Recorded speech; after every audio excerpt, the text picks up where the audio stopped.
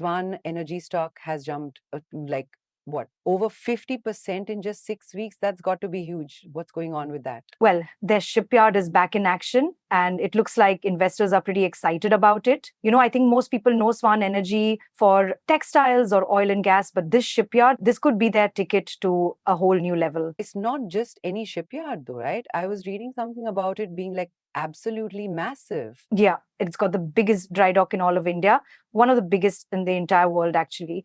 Really, what we're talking, it's longer than the Empire State Building is tall. Imagine that. So, what is a dry dock exactly for people like me who don't know the ships? So basically, it's this like huge basin that ships can sail right into. They flood the whole thing, let the ship in, and then they drain all the water out. So the ship is sitting there on the floor, and that's how they do the repairs or even build new ones. It's pretty amazing when you think about it. That's wild. So they are fixing up ships, they're about to start building them. Where'd they even get this shipyard to begin with? So it actually used to be owned by this company called Reliance Naval and Engineering. They were, I think, the first private company in India that was actually allowed to build warships.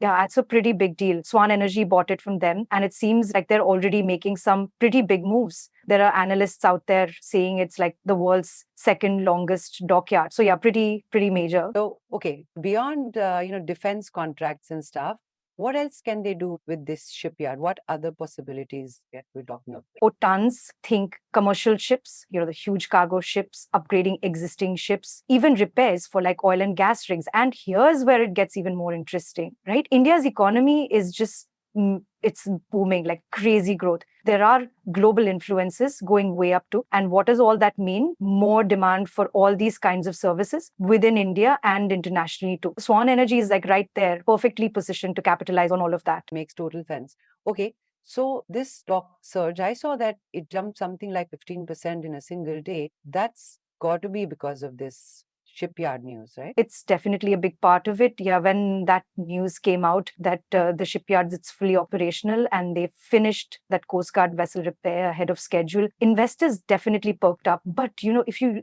look back, the stock's been climbing for a while now. Since I think it was late 2021, it's gone up yet this over 400%. That's insane. And it sounds like this is more than just some temporary like spike or something. A consistent growth over the past 5 years. They must be doing something, right?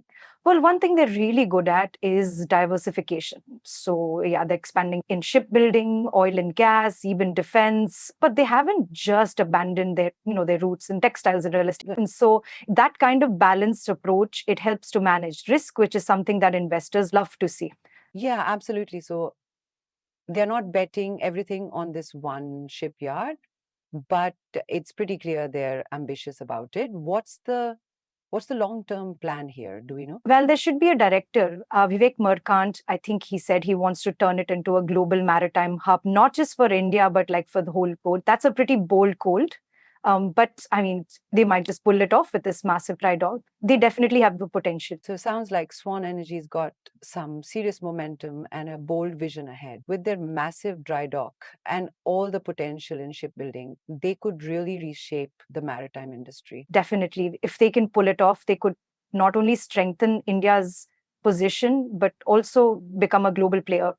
It'll be interesting to see how this all unfolds. Absolutely. Swan Energy might just be getting started. And with everything going on, it's a stock worth keeping an eye on. For sure. It's definitely a company to watch in the years to come. All right, that's a wrap for today. Thanks for joining us and stay tuned for more insights in the next episode.